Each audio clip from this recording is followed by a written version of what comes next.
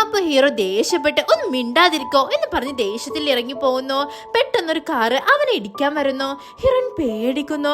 But കറക്റ്റായി ആ car driver break ചവിട്ടി നിർത്തുന്നു. ഏയ് എന്താണ് കണ്ണില്ല നിനക്ക് എന്ന് പറഞ്ഞ് ചീത്ത പറഞ്ഞിട്ട് പോകുന്നു. ബട്ട് ഹീറോയിൻ ഒരു മിനിറ്റ് സ്റ്റക്കായി പോയി. അപ്പൊ അവൻ അടുത്തേക്ക് വന്നിട്ട് എനിക്കൊരു കാര്യത്തെക്കുറിച്ച് സംസാരിക്കുന്നത് തീരെ ഇഷ്ടമല്ല. അതെന്താണെന്നറിയോ? എൻ്റെ ഫ്യൂച്ചറിനെ കുറിച്ച് പറയുന്നത്. ഇപ്പോൾ ആ കാറ് വന്നില്ലേ, അതെന്നെ ഇടിച്ചിട്ട് പോയിരുന്നെങ്കിൽ ഈ ഫ്യൂച്ചറിനെ കുറിച്ച് എനിക്ക് കേൾക്കണ്ടായിരുന്നു. ഫ്യൂച്ചറിൽ എന്താ നടക്കുന്നത് എനിക്കിങ്ങനെ അറിയാം. അപ്പോൾ അവൾ എന്തോ പറയാൻ വേണ്ടി വരുന്നു. നീ ഒന്നും മിണ്ടണ്ട എന്ന് പറഞ്ഞ് ദേഷ്യത്തിൽ അവൻ പോകുന്നു. ഹീറോയിൻ ഒന്നും മിണ്ടാതെ അവിടെ നിന്നും പോകുന്നു. അതിനുശേഷം അവൻ്റെ റൂമിൽ ചെന്ന് ബാഗ് നോക്കുമ്പോൾ അതിലൊരു ഡയറി ഉണ്ട്. അതിൽ സ്റ്റൊമക് ക്യാൻസർ ഉള്ളവർ എന്ത് ചെയ്യണം എന്ത് ചെയ്യരുത് എന്ന് എഴുതി ഒരുപാട് നോട്ട്സ് ഉണ്ട്. ഇതെല്ലാം ഹീറോയിൻ ഹീറോയ്ക്ക് വേണ്ടി എഴുതിയതാണ്. ഇത് കണ്ടപ്പോൾ ഹീറോയ്ക്ക് എന്തോ പോലെ ആവുന്നു. അയ്യോ, എനിക്ക് വേണ്ടി ഇവൾ ഇത്രയൊക്കെ ചെയ്തിട്ടുണ്ടോ?